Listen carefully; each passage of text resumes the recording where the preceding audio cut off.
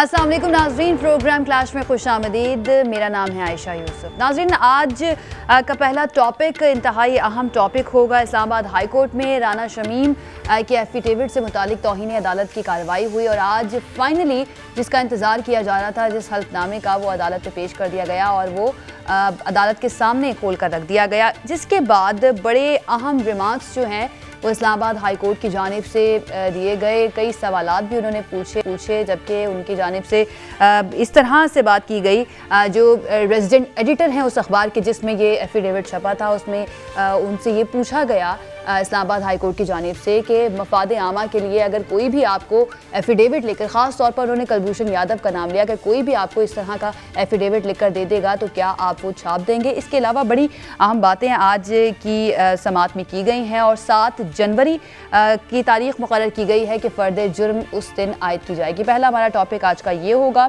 दूसरा आज का हमारा टॉपिक होगा, वफाकी वज़ीर इत्तलात फवाद चौधरी की जानिब से ये कहा गया है कि नवाज शरीफ वापस आ नहीं रहे बल्कि हम उनको लेकर आएंगे, क्योंकि ये खुद कभी वापस नहीं आएंगे। पिछले कई रोज़ से हम देख रहे थे कि नून लीग के कई रहनुमा आकर इस तरह की बातें कर रहे थे कि पता नहीं क्या होने वाला है और नवाज शरीफ साहब जो हैं बहुत जल्द वापस आने वाले हैं। नून लीग की सियासत जो है उसमें बड़ी तेज़ी देखेंगे आप, बट उसके बाद अब जो पाकिस्तान तहरीक इंसाफ की गवर्नमेंट है, पहले थोड़ी सी डिफेंसिव नज़र आई लेकिन अब दोबारा से लगता है एग्रेसिव मोड में आ गई है और वो ये कह रहे हैं कि हम उनको खुद वापस लेकर आएंगे। हमारे जो मेहमान हैं उनका मैं तारुफ करवा देती हूँ। हमारे साथ रहनुमा पीपी सेनेट साबिर बलोच साहब मौजूद होंगे, मुसर्रत जमशेद चीमा साहिबा मौजूद होंगी, रहनुमा तहरीक इंसाफ हैं, आसिफ बाजवा एडवोकेट साहब रहनुमा मुस्लिम लीग नून हमारे साथ मौजूद होंगे और माहिर कानून अजहर सिद्दीक एडवोकेट हमारे साथ मौजूद होंगे। हमारे तमाम मेहमानों का बहुत शुक्रिया हमें ज्वाइन करने के लिए। अजहर सिद्दीक साहब, आगाज़ में आपसे करना चाहूँगी, ज़रा जानने की कोशिश करेंगे इस केस से मुताल्लिक कि आखिर इसमें इम्पॉर्टेंट है क्या, जो एफिडेविट है उसका कंटेंट ज़्यादा इम्पॉर्टेंट है या फिर जिन सर्कमस्टांसेस में इसको साइन किया गया, कहाँ पर किया गया, किन लोगों की मौजूदगी में किया गया, कौन इसका बेनिफिशरी है, ये ज़्यादा इम्पॉर्टेंट है। सबसे पहला सवाल सर आपसे। बहुत शुक्रिया जी। बुनियादी तौर पर मैं कंटेंट्स की बजाय कि ये किसने किया, मकसद क्या था, वो ज्यादा अहम है। बुनियादी तौर पर ये कोई शहादत तो नहीं है किसी कोर्ट की, यानी अगर किसी कोर्ट के अंदर जाया जाए और कोर्ट के अंदर बातें रखी जाएं तो वहां फिर उसकी यानी ये बिल्कुल एक तरह का 161 का स्टेटमेंट जब पुलिस के सामने देते हैं, जब तक कोर्ट के अंदर नहीं जाता, टेस्टिफाई नहीं होता, उस वक्त तक कोई अहमियत नहीं है। इसलिए आपके सामने जब जस्टिस अतर बिन अल्लाह साहब ने यह सवाल किया कि उनकी ज़ात के बारे में यह सवाल आया कि ये इल्ज़ाम लगा कि उन्होंने शरीफ खानदान को बहुत फ़ायदे दिए हैं और इनको कोई फ्लैट लेकर दिए गए हैं, और यही चीज़ अगर कल आप मीडिया में छाप दे तो क्या ये सच होगा? यानी एफिडेविट के अंदर कोई चीज भी लिखी हो तो वो सच नहीं है। आने वाले दिनों में आप देखेंगे कि चार्ल्स गुथरी का एक एफिडेविट भी साइन हुआ, आपके सामने आ जाएगा, जिसमें गवर्नर हाउस या दरिया रावी का मालिक लिख के दिया गया और उन्होंने उसको अटैच करके दे दिया गया। बुनियादी तौर पर जो मसला है, जो बात समझने वाली है, वो बड़ी बारीक बात है कि ये इशू है क्या। इशू आपके सामने, अगर आपको याद होगा कि पहले एक ऑडियो आई थी अरशद मलिक की 2019 के दौरान, और वो मामला सुप्रीम कोर्ट में गया। जस्टिस आसिफ सईद खोसा की सरबराही में 3 रुकनी बेंच था और अरशद मलिक की वीडियो का बड़े चर्चे थे और यही था, आपने देखा कि यही बातें, इस तरह की बातें उसके अंदर थी। सुप्रीम कोर्ट ने उस मैटर को टेकअप किया, उन्होंने कहा ठीक है ऑडियो आ जाएगी, इसका पहले फोरेंसिक होगा, फिर ये अदालत में जाएगी, अदालत में क्रॉस एग्जामिन होगा, क्रॉस एग्जामिन हो गई, ये देखा जाएगा कि जो बातें इसमें कही गई हैं क्या उसका असर कोई केस पे पड़ा, कोई मेरिट पे असर पड़ा। और शरीफ और आसिफ जरदारी केस का हवाला भी दिया गया, जिसमें आपको याद होगा सेनेटर सैफुर रहमान की तरफ से लाहौर हाई कोर्ट के जज मलिक यूम को फोन का जिक्र किया गया था, लेकिन 2007 के अंदर उनका केस मेरिट के ऊपर भर्ती किया गया। इसलिए समझना बड़ा जरूरी है। ये चेन ऑफ इवेंट आपको आसानी से समझने के लिए यूं दे लें कि मिसाल के तौर पर जो सवाल इस्लामाबाद हाई कोर्ट ने भी उठाए कि ये 3 साल तक खामोशी क्यों रही, और वैसे भी अगर आप याद रखें कि 2017 के 2018 में जुलाई में 7 जुलाई को यह फैसला आया था एवन फील्ड का, और 17 जुलाई को जनाब जस्टिस साकिब निसार साहब गिलगित बल्तिस्तान गए थे, और जब सजा हो जाए तो अपील जो है वो तो साल लगती है जब लगती है। और ये कहा गया कि जनाब जस्टिस आमिर फारूक तो उस बेंच का हिस्सा ही नहीं थे और 24 जुलाई 2018 को इलेक्शन हो गए थे। तो बुनियादी तौर पर ये सारी बातें जो है ना ये झूठ और फ्रॉड और फ्रेब पर मबनी थी। अब दूसरी तरफ बात की तरफ आ जाए कि राना शमीम साहब ने ये टाइमिंग कैसे सिलेक्ट की, वो लंदन में क्या करने गए, वो तो पहले अमेरिका में गए थे। अमेरिका में उनकी अहमद रुहानी साहब से मुलाकात हुई, उनको कोई ऑडियो वो सुनाई गई, वो जो जोड़ी मोड़ी जो तोड़ फोड़ के अपना बिल्कुल की गई थी। 2 दिन के लिए लंदन आते हैं। लंदन ये चार्ल्स गुथरी से खुद राब्ता नहीं करते। ये मैं चैलेंज कर रहा हूँ, रिकॉर्ड दिखा दे कि उन्होंने खुद किया। अजहर सिद्दीक साहब ठीक है, बयाने हल्फी की जब तक साबित नहीं हो जाता कोई हैसियत नहीं, लेकिन अगर राना शमीम साहब इसको साबित करने में कामयाब हो जाते हैं कि ये बयाने हल्फी जो है ये ठीक है या वाकई में ऐसा हुआ था, तो फिर उसके बाद इसके कॉन्सिक्वेंसेस क्या होंगे? देखिए, ये जो बयाने हल्फी की जो बात है ना, ये सारा आना था ट्रायल कोर्ट के अंदर। अपीलेट प्रोसीडिंग चल रही थी एवन फील्ड के अंदर। अगर कोई ऐसी बात थी तो ये सारा एफिडेविट जाना था वहां पर। यानी इस एफिडेविट को अलग किसी जगह पर भी आप सच साबित कर नहीं सकते हैं। इसको किसी प्रोसीडिंग में लेके जाना है। यानी इस तरह अगर कल कोई भी बयान हल्फी दे दे और कहा जाए कि इस बयान हल्फी की बुनियाद पर आप सारा केस सेट असाइड कर दे। राना शमीम साहब ये कहते, राना शमीम साहब तो ये कहते हैं ना कि ये मैंने मीडिया को देने के लिए नहीं रखा था, ये एफिडेविट जो है साइन किया था, बल्कि ये तो एक प्रिविलेज डॉक्यूमेंट था और ये मैंने अपने पास सील पैक एक लिफाफे में बंद उनके पास पड़ा था। ये तो लीक हुआ है। अब ये लीक किसने किया है ये भी अभी तक सामने नहीं आया। और अंसार अब्बासी साहब जो सहाफ़ी हैं उनसे ये कहा गया अदालत की जानिब से कि उनसे ज़राए नहीं पूछे जाएंगे। क्या कोई ऐसी सूरत हाल निकल सकती है कि उनसे ज़राए पूछे जा सके कि किसने ये लीक किया? क्योंकि इस सारी सूरत हाल में बड़ा अहम हो गया ना कि आखिर लीक किसने किया था डॉक्यूमेंट। देखें, उसका जवाब बड़ा सामने है कि ये सील जब लिफाफा अदालत के अंदर खोला गया तो उस कोरियर के कंपनी के अंदर जो नीचे सील किया गया था वो भी एक कोरियर कंपनी का ही था। तो जब ये सवाल उठाया तो वहां बड़े मसाइल पैदा हो गए राना शमीम साहब के लिए कि अगर आपने सील किया था। और दूसरा सवाल बड़ा जबरदस्त पैदा हुआ कि फर्ज करें आपने लीक नहीं किया, अगर ये नोटरी पब्लिक ने किया तो क्या आपने नोटरी पब्लिक को कोई कानूनी नोटिस दिया, कोई लीगल नोटिस दिया? अगर अंसार अब्बासी के पास गया तो अंसार अब्बासी के खिलाफ छोड़ दें, प्रिविलेज अपनी जगह पर मौजूद है, क्या कोई कार्रवाई की? और दूसरी बात याद रखिएगा, ये प्रिविलेज का इतलाक वहां नहीं होना है कि जब मिसाल के तौर पर आप तौहीन अदालत आर्टिकल 19 पढ़ लेना, आर्टिकल ये तौहीन अदालत की प्रोसीडिंग है, ये कोई इंक्वायरी नहीं हो रही है। क्या आपने एक अदालत पर जज पर इल्जाम लगाने की कोशिश की है और आपके पास सबूत नहीं है? वो सबूत का था, उसका प्रॉपर फोरम था कि आप कोर्ट में अपील में आते, अपील में कोई दरखास्त देते। अगर कोई ऐसी बात थी तो अरशद मलिक की अपना ऑडियो वीडियो से लेकर आज तक ना वो अपील में लेकर गए, ना अदालतों में ये कोशिश की एस्टैब्लिश करने की, मां सिवाय ये सिर्फ मीडिया पे खेलने का और ये अदालतों के खिलाफ उन्होंने अपने तहरीरी जवाब में सारा मलबा जो है अंसार अब्बासी साहब पर डाल दिया है। आसिफ बाजवा साहब, ये जो राना शमीम साहब का बयान हल्फी है, ये ऐसा क्यों लग रहा है कि नून लीग के लिए बाइस ज़हमत बन गया है? बिस्मिल्लाहिर्रहमानिर्रहीम, बहुत शुक्रिया आपका कि आपने मुझे वक्त दिया। सबसे पहले तो गुजारिश ये है कि बीइंग स्टूडेंट ऑफ लॉ, मैं भी कानून का एक अदना सा तालिब इल्म हूं।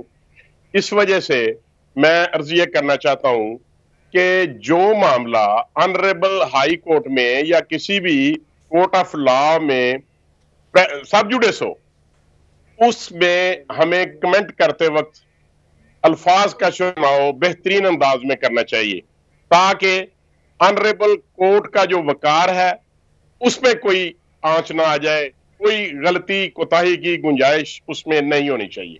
बिल्कुल। तो मैं बड़े अदब से गुजारिश करूंगा कि मैं बड़ा केयरफुली इस पे अपना कमेंट करूंगा। जाती तौर पे ये मैं समझता हूं कि पाकिस्तान की बार काउंसिल्स ने सबसे पहले honourable chief justice Islamabad high court से ये गुजारिश की है कि इस मैटर के मुताल्लिक एक इंडिपेंडेंट कमीशन जो है वो बनाया जाए ताकि इस मामले की इंक्वायरी की जाए। ये पाकिस्तान की जो बार काउंसिल्स हैं उनकी तरफ से ये एक हम्बल रिक्वेस्ट की गई है ऑनरेबल चीफ जस्टिस साहब को, नंबर 1। नंबर 2, दूसरी बात ये है कि जो राना शमीम साहब है वो आज भी पेश हुए ऑनरेबल कोर्ट में, तो उन्होंने इसको और इसके कंटेंट को ओन किया है, उन्होंने डिसओन नहीं किया। और अदर सिद्दीक साहब ने जो बातें की ये बिल्कुल उन्होंने लीगली बातें की है कि अभी इसमें ये कोई इंक्वायरी नहीं है, ये इंक्वायरी नहीं है, ये प्रोसीडिंग है। और प्रोसीडिंग में जब क्रॉस एग्जामिन होगा तो फिर देखेंगे कि उनकी ख्वाहिश क्या थी, उनका मतमा नजर क्या था।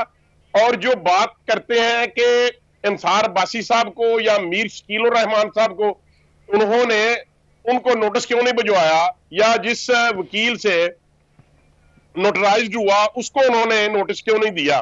जब वो शख्स का नाम राना शमीम है, वो उसके कंटेंट को ओन करते हैं, तो मैं नहीं समझता कि उनको जरूरत क्या पेश आएगी या वो क्यों कर उनको नोटिस भेजेंगे। मामला रह जाएगा बाकी कि लीक कैसे हुआ। लीक तक वो नोटिस दे सकते हैं, वो नोटिस वो दे सकेंगे।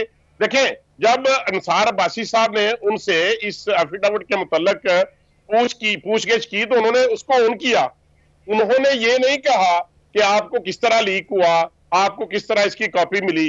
अब तो मैं ये समझता हूं कि जो वकील हैं जो नोटराइज्ड जिन्होंने किया है यूके में, उनको या उनसे वो जवाब तलब करें कि आपने मेरा डॉक्यूमेंट जो है ये सीक्रेट था, ये लॉक में था, उसको लीक कैसे किया गया, उसको वो नोटिस देना उनको चाहिए, ताकि जो ऑनरेबल हाई कोर्ट है इस्लामाबाद, उसके जो चीफ जस्टिस हैं, ये तो कानूनी मामला हो गया ना बाजवा साहब। जरा सियासी पहलू जो है ना इसका, उसके ऊपर भी जरा बात करें। आपका नून लीग से ताल्लुक है, लेकिन नून लीग खुल के इस बारे में बात नहीं कर रही है। राना शमीम का एफिडेविट का मामला जो है, और आपको पता है आज अदालत में भी इस पर बात हुई, या वैसे भी एक तासुर है कि इन सारी चीजों की बेनिफिशियरी जो है वो कौन सी जमात है, तो इसके ऊपर नून लीग का वाज़ेह मौकिफ नहीं आ रहा है सामने।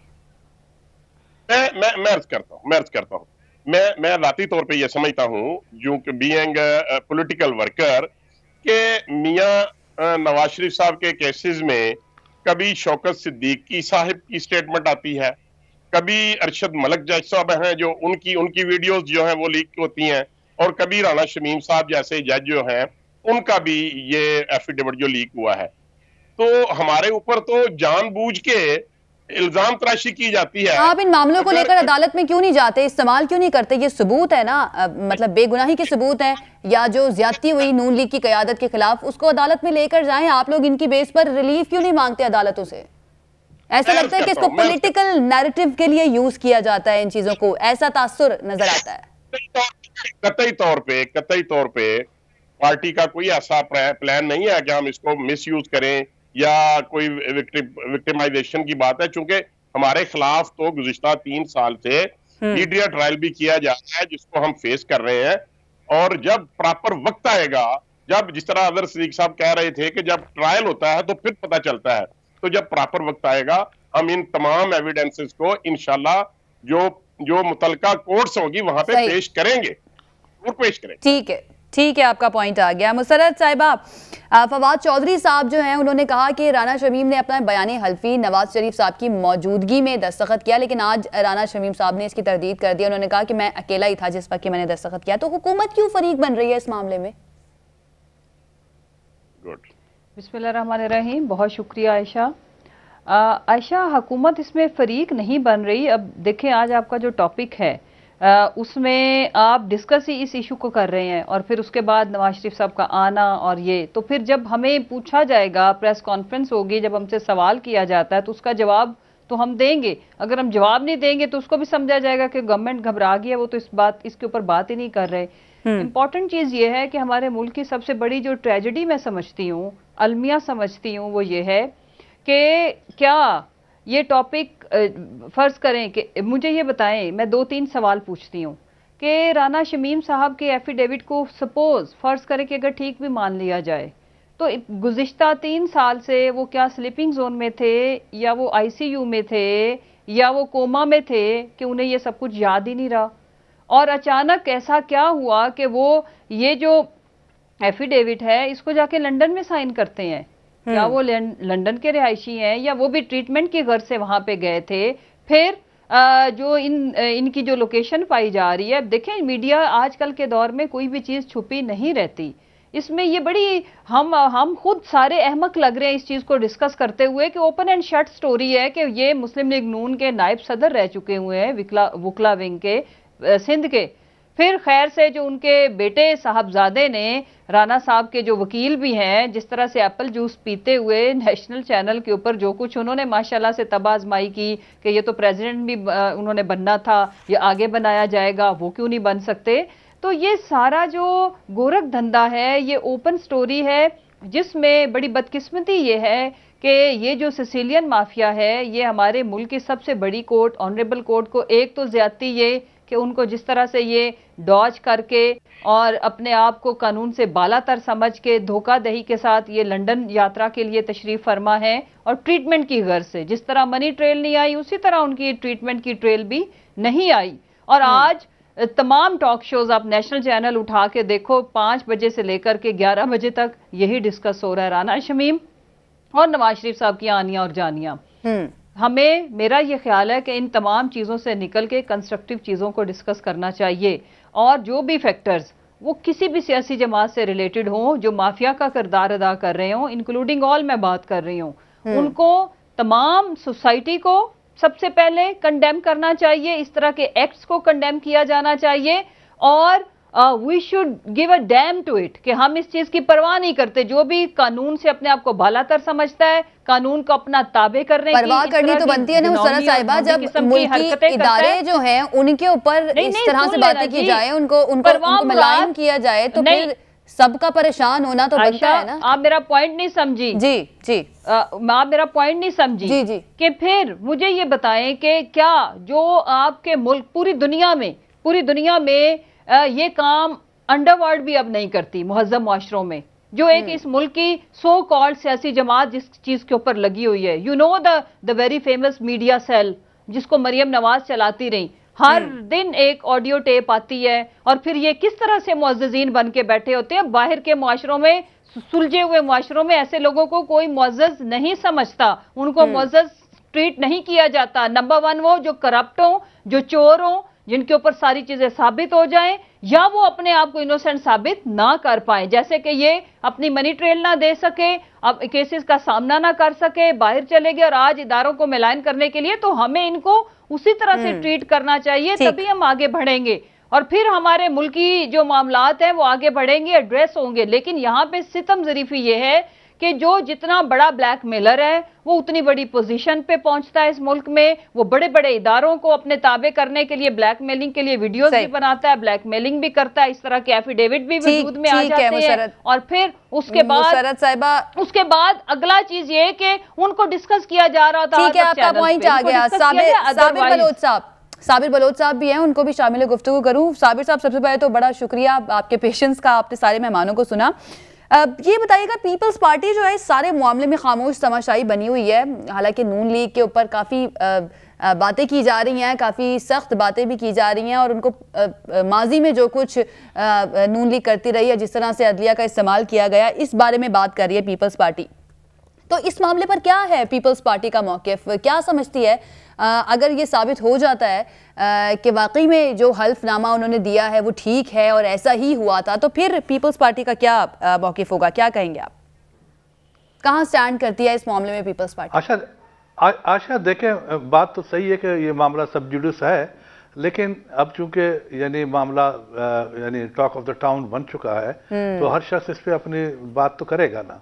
लेकिन अब देखें, एक चीज मैं आपको अर्ज कर लूं कि यहाँ पर हमारे मुल्क में बदकिस्मती से यूं वाला मामला देखें, अच्छा उसको जिस तरीके से इन्फ्लुएंस किया गया और जिस तरह वो इन्फ्लुएंस में आया, अच्छा, और उन्होंने किस किस्म के फैसले किए पीपल्स पार्टी और पीपल्स पार्टी की लीडरशिप के खिलाफ, तो वो भी रिकॉर्ड पर है।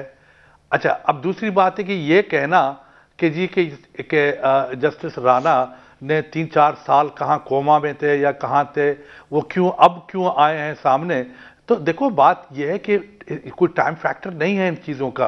आप अमेरिका में देखें कि वहाँ पे के जस्टिस थॉमस थे जिनको सुप्रीम कोर्ट में नॉमिनेट किया था प्रेसिडेंट रेगन ने।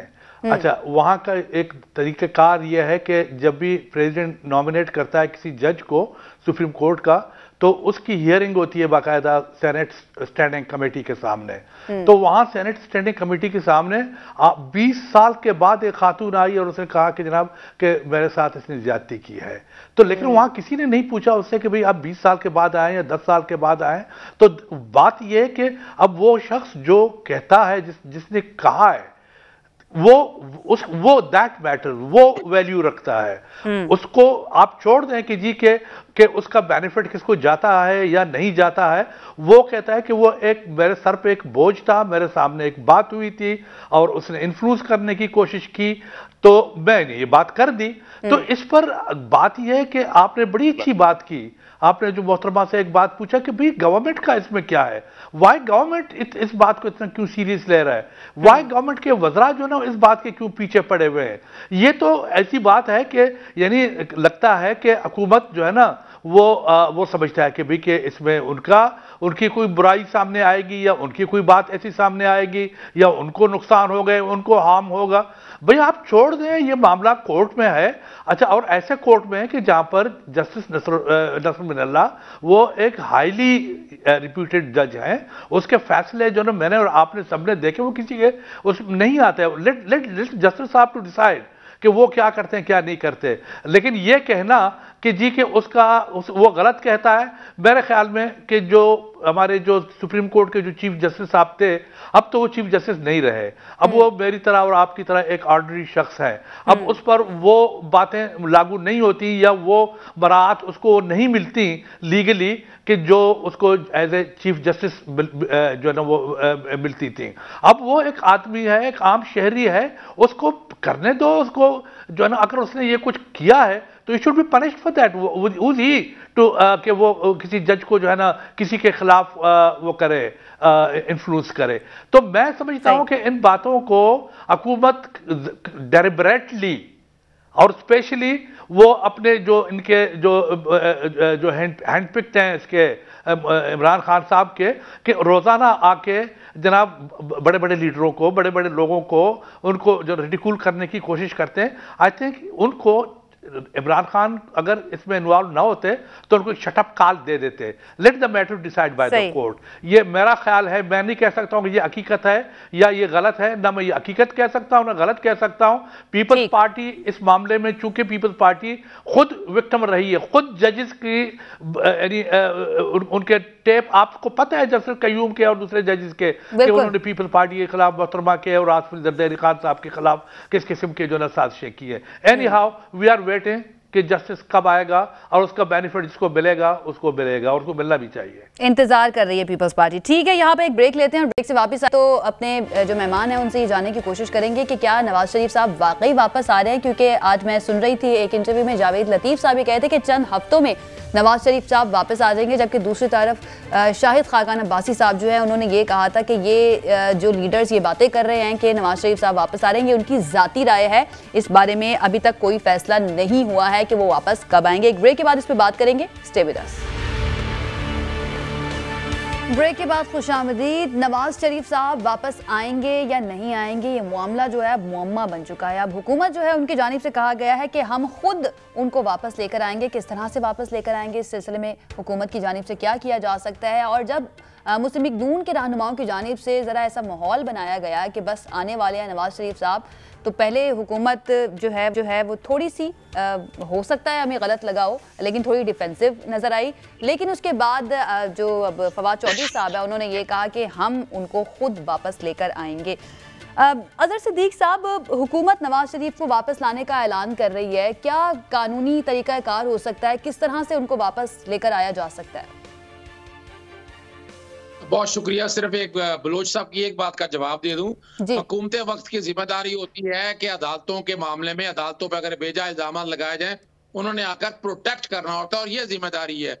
वो बलोच साहब इस हवाले से ठीक है कि आपको याद होगा कि राना शमीम साहब को भी पाकिस्तान पीपल्स पार्टी ने बहुत नवाजा है। 2 साल जीबी के रिटायरमेंट से पहले उनको vice chancellor Zulfikar Ali Bhutto university law college में लगा दिया गया था और 30 लाख रुपया महाना तनख्वाह ले रहे हैं। वो आते जाते पढ़ाते पढ़ूते कोई नहीं है। अब आते हैं आप अगले जवाब की तरफ। आप बड़ा सिंपल सा याद रखिएगा, नवाज शरीफ साहब को 2 केसों में सजा हुई है, एवनफील्ड के अंदर और अजीजिया के अंदर। एवनफील्ड में उन्हें सस्पेंशन हो गई थी वो सस्पेंशन बहुत अरसे बाद जाके हुई थी और जमानत मिल गई थी। एवनफील्ड के और अल अजीजिया के अंदर उन्होंने मेडिकल ग्राउंड के ऊपर 8 हफ्ते की इजाजत मिली थी उनको, और लाहौर हाई कोर्ट में आकर उन्होंने ईसीएल में नाम को चैलेंज किया, जहां अरबों रुपए की शोटी का कहा गया। तो लाहौर हाई कोर्ट ने 50 रुपए के स्टैम्प पेपर पे उन्हें कहा कि इन्हें जाने की इजाजत है, और गारंटी ली थी शहबाज शरीफ ने, और कहा गया था कि बाकायदा पीरियोडिक मेडिकल रिपोर्ट्स दाखिल करेंगे। ये 2019 नवंबर की बात है, और केस लगना था मार्च या फरवरी 2020 में। आज 2 साल हो गए हैं, वो केस पता नहीं ना नैब लगवा सकी, हुकूमत वक्त को अच्छा हो गया कि ख्याल अब आ गया है कि उस केस को लगाया जाए। अब देखना यह है कि हालात और वाकयात क्या है। नवाज शरीफ वहां पर गए हुए हैं विजिट वीजे के ऊपर। विजिट वीजा में मल्टीपल एंट्री होती है, 6 महीने बाद आपको एग्जिट होकर वापस आना होता है।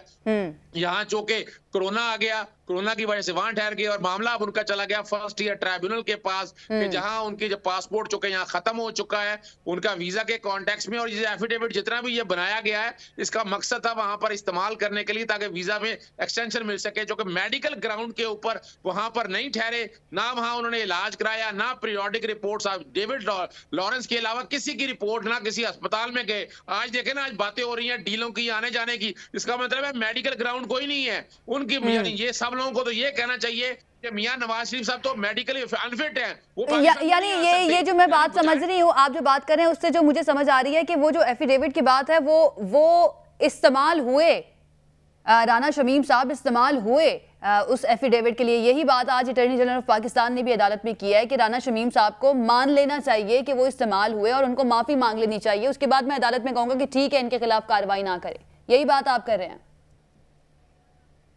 जी बिल्कुल ऐसा ही है, जो कि वजह क्या है कि, और ये दूसरा जो कहते हैं ना कि मेरी बीवी से वादा किया हुआ था, बीवी से वादा किया था, जाके बाकायदा पाकिस्तान के अंदर एफिडेविट देते, बाहर जाए और फिर जाकर नवाज शरीफ मार्बल आर्च के अंदर वो एफिडेविट उनके सामने साइन कराना। तो नजर आ गया ना कि ये सच और झूठ, ये कंटेंट का मामला ही नहीं है, ये मामला नजर आ रहा है कि किसी एक बंदे को फायदा देने के हवाले से और बेनिफिशियरी के कॉन्टेक्स्ट में है। अब सवाल यहाँ पर बड़ा सीधा सा है कि यहाँ अगर पाकिस्तान से बाहर से अगर वापस लाना है, चूंकि एक्सट्रेडिशन के हवाले से कोई कॉन्ट्रैक्ट नहीं है, रिपोर्ट होना इतना आसान नहीं है। जब तक फर्स्ट ईयर ट्राइब्यूनल से सेकंड ईयर ट्राइब्यूनल से फर्स्ट ईयर ट्राइब्यूनल से अगर फर्ज करें उनका वीजा का मामला खत्म हो जाता है, उन्हें इजाजत नहीं मिलती, तो सेकंड ईयर ट्राइब्यूनल में जा सकते हैं, मामला फिर पड़ा रहेगा और साल लग सकते हैं सारे। अजहर साहब, आपको लगता है कि गवर्नमेंट जो है वो अचानक से जब एक माहौल ऐसा बना कि शायद नवाज शरीफ साहब जो है अब वापस आने वाले हैं और वापस आके पता नहीं क्या हो जाएगा, इसी तरह की कुछ बातें की जा रही थी नून लीग की जानिब से, आपको लगता है कि हुकूमत इसके बाद ही एक्टिव हुई है? उससे पहले क्यों नहीं ख्याल आया? हाँ, कह देते थे मीडिया में आके कि हम उनको वापस लेकर आएंगे, उनको वापस आना चाहिए, झूठ बोल के बाहर गए हैं। हालांकि जिस तरह से वो बाहर गए थे, वो मेडिकल बोर्ड जो बना था वो भी हुकूमत ने बनाया था। इनकी वज़ीर सेहत ही आकर मीडिया पर बताया करती थी कि कितनी तबीयत खराब है नवाज शरीफ साहब की, और उसके बाद में ये कहते हैं कि वो झूठ बोलकर बाहर गए। समझ नहीं आती है बात। देखिए, असूली तौर पर तो हुकूमत से ज्यादा ये बुनियादी तौर पर नैब की कोताही है, चूंकि वजह ये है कि नैब को ये सारे मामले में नैब के खिलाफ था। हुकूमत पाकिस्तान को यकीनन ईसीएल में से अगर नाम निकाला था तो इनके कॉन्टेक्स्ट में था, इन्हें आना चाहिए था। अगर मिसाल के तौर पर अगर आपको याद होगा, मेडिकल ग्राउंड के हवाले से जब जमानत मुस्तरद हुई थी, जब जमानत दी गई थी और कहा था हुकूमत पंजाब इसको फैसला करे, इन्होंने महीने लगा दिए तो उसको फैसला करने में। यहाँ भी ये मामला बड़ा सा, ये आगे और हाईकोर्ट में दरखास्त देके ये कहते कि वो मेडिकल ग्राउंड के ऊपर बाहर गए हैं, और 4 हफ्ते की इजाजत लेकर गए थे, इन्होंने इलाज कोई नहीं कराया, मेडिकल पीरियोडिक रिपोर्ट नहीं दी है, वो सारा लेकर आए। और ये जो बात अब नजर आ रहा है, ये सारे पॉलिटिकली खेल रहे हैं। गवर्नमेंट को अब सीरियस एक्शन लेना चाहिए और उन्हें पाकिस्तान में लाना चाहिए ताकि वो यहाँ पाकिस्तान। ठीक है, बड़ा जरूरी हो गया गवर्नमेंट के लिए एक्शन लेना। ठीक है, आपका पॉइंट आ गया। आसिफ बाजवा साहब, बता ही दीजिए, आप सुन भी रहे हैं अजहर सिद्दीक साहब को, कि वाकई में वीजा मसाइल की वजह से इस तरह का तासुर बनाया गया कि नवाज शरीफ साहब वापस आ रहे हैं। वाकई में अब उनको फील हुआ कि मेरे लिए अब मौका है कि मैं मुल्क में वापस जाऊं और नून लीग की सियासत जो है उसको एक नए तरीके से रिवाइव किया जाए। देखिए, बात ये है कि ये जो एक तासर दिया जा रहा था ना, कि देखें मियां नवाज शरीफ साहब कोई दीवार फैलान के नहीं गए, कोई जेल तोड़ के नहीं भागे, वो प्रॉपर एक बीमारी की वजह से, ऑनरेबल कोर्ट की वजह से उनको रिलीफ दिया गया और वो बैरून मुल्क गए। अजहर सिद्दीक साहब दुरुस्त फरमा रहे थे कि उनका वीजा रिजेक्ट हो चुका है। लेकिन एक बात ये कह रहे थे कि उन्होंने कोई डॉक्यूमेंट नहीं दिया, कोई एविडेंस नहीं दी वहां पे, तो वहां के महकमा दाखिला को उन्होंने जो 1.5-2 साल तक उनका वीजा एक्सटेंड होता रहा, वो सिर्फ और सिर्फ रिपोर्ट्स की बिना पे एक्सटेंड होता रहा। उनकी तमाम मेडिकल रिपोर्ट जो हैं वो मुतलका इदारे के पास मौजूद हैं, इसी वजह से उनका वीजा एक्सटेंड होता रहा। अब बात यह है उनके आने की या ना आने की। मैं अर्ज करता हूं, जब इससे पहले मोहतरमा कलसूम नवाज साहबा वहां पे बीमार थी और बिस्तरे मर्ग पे थी, आपको पता है कि उनकी बीमारी चेक करने के लिए पाकिस्तान तहरीक इंसाफ वालों ने क्या कुछ नहीं किया, और मियां नवाज शरीफ और मरियम बीबी वहां पर मौजूद थे और उन दोनों को उनकी गैर हाजिरी में सजा सुनाई गई। और उनके इल्म में ये बात थी कि जब मैं एयरपोर्ट से उतरूंगा, जहाज से बाहर निकलूंगा, तो मुझे अरेस्ट कर लिया जाएगा। इसके बावजूद मियां नवाज शरीफ अपनी बीवी को और मरियम नवाज साहबा अपनी बीमार मां को बिस्तरे मर्ग पे छोड़कर पाकिस्तान तशरीफ लाए, और वही हुआ जो होना था, उनको जेल में डाल दिया गया। अब वो क्यों नहीं आएंगे? यकीनन वो आएंगे, किसी भी तौर वो बाहर नहीं रहेंगे। उनका जीना मरना पाकिस्तान के साथ है, यकीनी तौर पे वो आएंगे, लेकिन उसके लिए कोई टाइम फ्रेम नहीं दे सकते कि वो कब आएंगे। लेकिन एक बात यकीन से कहता हूं कि वो हर हालत में पाकिस्तान आएंगे और पाकिस्तान की सियासत में भरपूर अपना किरदार अदा करेंगे। और जो लोग उनका मीडिया ट्रायल कर रहे हैं, ये सब बातें अभी देखें ना, बात कर रहे थे आसिफ साहब 8 हफ्तों के लिए अदालत के हुक्म से 8 हफ्तों के लिए गए थे, और अब देखें कितना वक्त हो चुका है और अभी तक वो वापस नहीं आए हैं। तो इसके ऊपर डेफिनेटली मेरा अगला सवाल मुसर्रत साहिबा से ये होगा कि जो गारंटर थे उनसे पूछना चाहिए था, जिन्होंने गारंटी दी, शहबाज शरीफ साहब। मैं उन्हीं से पूछ लेती हूँ बल्कि। जी मुसर्रत साहिबा, आप लोग कहते हैं जी, चले बोले, फरमाएं। जी फरमाएं। अगर यही आपकी बात को, आपके क्वेश्चन को दुरुस्त मान लिया जाए, तो फिर भी ये काम मुतलका अदालत का है कि वो कर्सो मैयर अडॉप्ट करें और उनको वापस लाने का काम शुरू करें। कोई अखलाकी जिम्मेदारी भी तो आयद होती है ना आसिफ साहब, आसिफ बाजवा साहब, अखलाकी जिम्मेदारी भी तो कोई आयद होती है ना। एक इतने बड़े पॉलिटिकल रहनुमा, 3 मरतबा वजीर आजम रह चुके हैं, अदालत में कह के गए हैं कि हम 8 हफ्तों के लिए जा रहे हैं, लेकिन हम कितना वक्त हो चुका है, अभी तक वापस नहीं आए। तो आप नहीं समझते कि कोई मॉरल अथॉरिटी या मॉरल रिस्पॉन्सिबिलिटी भी होती है? ऑनरेबल कोर्ट ने मिनिमम 8 हफ्ते की इजाजत दी थी, और मियां साहब ने यह कमिटमेंट की थी कि जब मुझे वहां के डॉक्टर इजाजत देंगे, मेरी सेहत बेहतर हो जाएगी, तो फिर मैं आ जाऊंगा। ठीक है, अब उनके सेहतमंद, अल्लाह ताला उनको सेहत दे, उनको लंबी जिंदगी अता करे। मुसर्रत साहिबा जी, अब क्या इंतजार करेगी हुकूमत के जब तक नवाज शरीफ साहब सेहतमंद नहीं हो जाते, तब तक उन्हें वापस नहीं लेकर आएंगे, या फिर उनको फौरी तौर पर वापस लाने के लिए कोई प्लान बना लिया गया हुकूमत की जानिब से? देखिए आयशा, यही बात मैं पहले कर रही थी, मैं उसी को आगे कंटिन्यू करूंगी कि देखें इस चीज में कोई इबहम है आपको, कोई कंफ्यूजन, कोई मिसअंडरस्टैंडिंग कि इन्होंने जिस तरह से जो ड्रामा रचाया था उनकी सेहत का और इनके जो वर्कर्स थे, और इतना अच्छा, मैं कहती हूँ इस चीज के ऊपर तो इनको ऑस्कर विनिंग परफॉर्मेंस थी, ऑस्कर अवार्ड के लिए इनको नॉमिनेट किया जाना चाहिए। सच में सबको, पूरी कौम को, मीडिया को, सबको लगा कि वो बहुत ही बीमार है और खुदा ना खास्ता बिस्तरे मर्ग पे, कुल खानी, कुरान खानी, इनके वर्कर्स ने अपने आप को इंजर्ड किया, हंगर स्ट्राइक पे गए, छुरियां चलाई कि जी अगर कुछ हो गया तो फलां पे कत्ल का मुकदमा होगा। और फिर उसके बाद जब एयर एम्बुलेंस आई तो वो सिलसिला आपने देखा कि कितनी अच्छी सेहत थी उनकी, ऐसे लग रहा था पहले कि आईसीयू के अंदर है तो इनको शायद स्ट्रेचर के ऊपर लेके जाया जाएगा। बहरहाल जिस तरह से इन्होंने कोर्ट को, मैं कहती हूँ ये इससे ज्यादा किसी भी इदारे की डिसरिस्पेक्ट नहीं हो सकती। और कोर्ट्स ही मुआशरे का, आपको पता है कि इनको सुप्रीम इसलिए कहा जाता है, आला अदलिया इसलिए कहा जाता है कि वहां जाके सब कानून के ताबे हैं, वहां कोई प्राइम मिनिस्टर नहीं होता, कोई पैसे वाला नहीं होता, जो कानून की नजर में जिसकी जो शिकायत या सजा जो कुछ भी बनता है उनको इक्वली ट्रीट किया जाना होता है। लेकिन इन्होंने जिस तरह से धोखाधड़ी के साथ ये गए और बाहर जाते साथ ही जिस तरह इनकी मनी ट्रेल नहीं आई, ट्रस्ट मी, इनसे बाजवा साहब तो शरीफ आदमी है, आप किसी से पूछो, इनसे बात करो उनकी सेहत के बारे में। शुरू में आपको पता है डेली प्रेस कॉन्फ्रेंस आती थी, ट्रीटमेंट ट्रेल नहीं आती थी, ना ये बता पाते थे हम कहते थे जी किस डॉक्टर से इलाज हो रहा है, मीडिया भी पूछता था, आगे से हसन नवाज अपना मुंह लेके आ जाते थे कि वो जी बस हम बस बहुत बीमार हैं, इस पे सियासत ना की जाए। कभी मरियम के दुखी ट्वीट्स आ जाते थे और कभी ये इधर आग बगोला हो जाते थे इनके रहनुमा और कारकुन कि जी ये मियां साहब की ट्रीटमेंट के ऊपर सियासत ना की जाए। निकला उसमें से क्या?